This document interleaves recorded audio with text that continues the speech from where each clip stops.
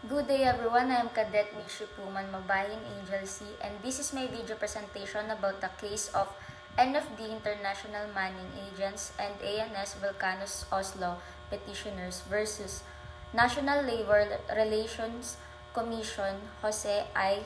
Ilagan Jr. and Constantino Co. Jr. In the case with GR number 165389 decided on October 17, 2008.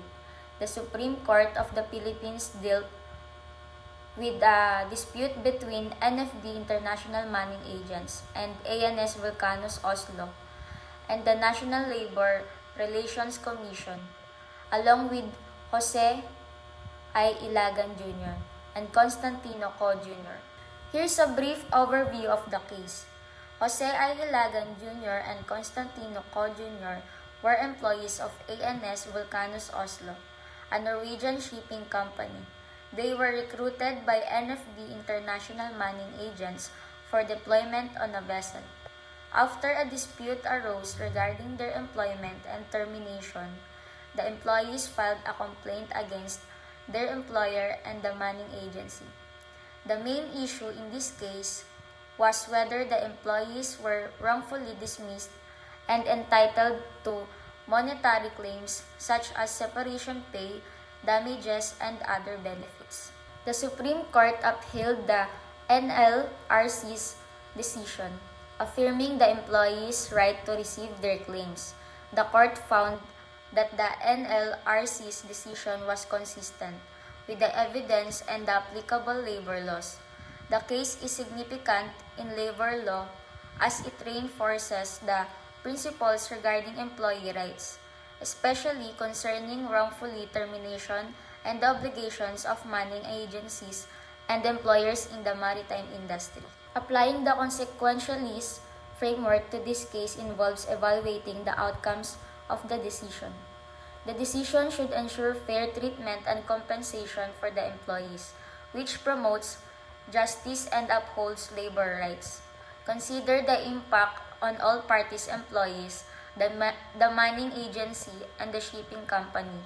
Fair treatment benefits employees and sets a positive precedent for labor practices. Ensuring fair compensation outweighs the potential financial burdens on employers, leading to greater overall good. Upholding the employees' claims reinforce ethical labor practices and prevents future disputes. In essence, the consequentialist framework supports the NLRC's ruling as it maximizes positive outcomes and fairness. Using the duty framework involves moral duties, rights, rule adherence, and respect.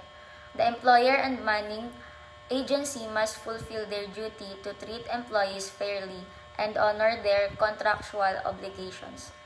Employees have the right to fair compensation and protection under labor laws. Decisions should follow legal and ethical standards, ensure justice and respect for the employees' rights. In essence, the framework guides upholding the employees' rights and legal duties regardless of other factors. Using the virtue framework involves integrity and fairness, compassion, moral excellence, and role modeling. Ensure decisions reflect honesty and fairness.